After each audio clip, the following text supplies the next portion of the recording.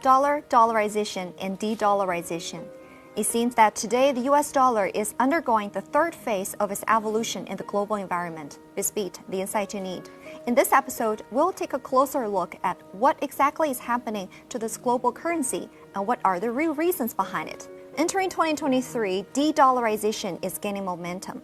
In January, Brazil and Argentina, the two biggest economies in South America, announced that they have been preparing for a common currency called the SUR. At the end of March, Brazil signed an agreement with China about the use of local currencies for bilateral trade.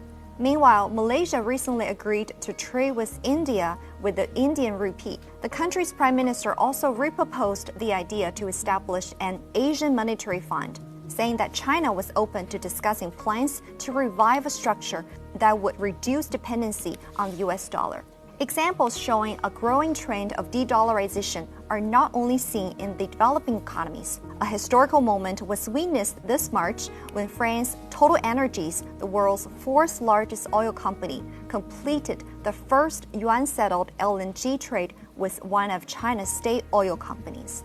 Recently, former US President Donald Trump posted on his Truth social media platform, saying, quote-unquote, China is trying to displace the US dollar as the #1 currency throughout the world. This is not the truth, Mr. Trump. According to SWIFT's most recent report, the Chinese yuan retained the 5th most active currency for global payments by value, with a share of 2.19%. Correspondingly, the US dollar was 41.1%. The euro was 36.43%, the pound was 6.58%, and the Japanese yen was 2.98%. And according to some statistics, more than 60 countries have adopted various measures of de-dollarization. What hurts the US currency's global position is actually the weaponized dollar itself. US policymakers hiked rates 9 times consecutively from March last year.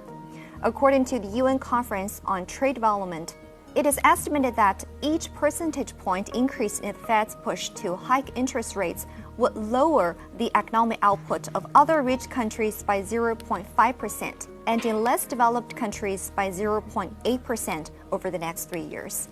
That is because a strong dollar makes it more expensive for other countries to import essential goods like food and fuel.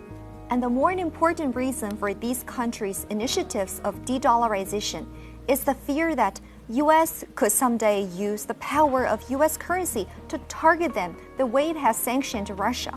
Actually, earlier, an IMF top official has warned of a decrease in the US currency's dominance in global market after imposing sanctions on Russia. If the dollar becomes a seriously dangerous weapon to threaten a country's survival, how can one still choose to use it?